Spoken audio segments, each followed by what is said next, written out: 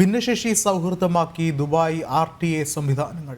പദ്ധതിയുടെ മൂന്നാം ഘട്ടം പൂർത്തിയായതായി അധികൃതർ അറിയിച്ചു. ഇതോടെ RTA സംവിധാനങ്ങളിലൂടെ നവീകരണ പദ്ധതി സമ്പൂർണ്ണമായതായും അധികൃതർ അറിയിച്ചു. ഭിന്നശേഷിക്കാർക്ക് സൗകര്യപ്രദമാക്കി കെട്ടിടങ്ങളും സംവിധാനങ്ങളും മാറ്റിയെടുക്കുന്ന പദ്ധതിയുടെ മൂന്നാം ഘട്ടം പൂർത്തിയാക്കിയതായി ദുബായ് റോഡ് ഗതാഗത അതോറിറ്റി അറിയിച്ചു. ദുബായ് ബിൽഡിംഗ് കോഡിന് അനുസൃതമായാണ് വിവിധ സ്ഥാപനങ്ങളിൽ മാറ്റങ്ങൾ കൊണ്ടുവരുന്നത്. മൂന്നാം ഘട്ടത്തിൽ 26 കെട്ടിടങ്ങളും സംവിധാനങ്ങളുമാണ് നിശ്ചിത നിലവാരത്തിലേക്ക് മാറ്റിയത്.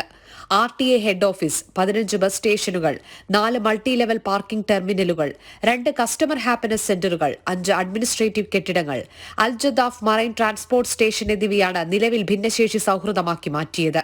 ഭിന്നശേഷിക്കാർക്ക് യോജിച്ച രീതിയിൽ സൗകര്യങ്ങൾ ഉൾപ്പെടുത്തുന്നത് നിർദ്ദേശിക്കുന്നതാണ് ദുബായ് ബിൽഡിംഗ് കോഡ്. മൂന്നാം ഘട്ടം പൂർത്തിയായതോടെ RTA സംവിധാനങ്ങളുടെ നവീകരണ പദ്ധതി സമ്പൂർണ്ണമായി. എന്നാൽ ബിൽഡിംഗ് കോഡ് അനുസരിച്ചുള്ള നവീകരണങ്ങൾ തുടരും. കാഴ്ച പരിമിതിയുള്ളവർക്ക് അകത്തും പുറത്തും സൗകര്യപ്രദമായ വഴികൾ, ഓട്ടോമാറ്റിക് എൻട്രൻസ് ഡോറുകൾ, ഭിന്നശേഷിക്കാർക്ക് ഉപയോഗിക്കാനുള്ള റാമ്പുകൾ, കാഴ്ച പരിമിതിയുള്ളവർക്ക് വിവരങ്ങൾ മനസ്സിലാക്കുന്ന രീതിയിലുള്ള ബ്രെയിൻ ലിപിയിലുള്ള ബോർഡുകൾ, എളുപ്പത്തിൽ ഉപയോഗിക്കുന്ന എലിവേറ്ററുകൾ എന്നിവയും പുതിയ സംവിധാനത്തിൽ നിർമ്മിച്ചിട്ടുണ്ട്. കേൾവി പരിമിതർക്ക് സേവനം ലഭ്യമാക്കുന്നതിന് അത്യാധുനിക സംവിധാനങ്ങളും ലഭ്യമാക്കി. വീൽ ചെയറുകൾ അടക്കം മറ്റു സൗകര്യങ്ങളും ഇതിനോടൊപ്പം ഒരുക്കിയിട്ടുണ്ട്. ഹത്ത, ഖിസൈസ്, തേര സിറ്റി സെന്റർ, ജബൽ അലി തുടങ്ങിയ ബസ് സ്റ്റേഷനുകളിലും അൽ ഗുബൈബ, അൽ സബ്ക എന്നിവിടങ്ങളിലും പദ്ധതി പൂർത്തിയാക്കിയിട്ടുണ്ട്. ജനം, ദുബായ്.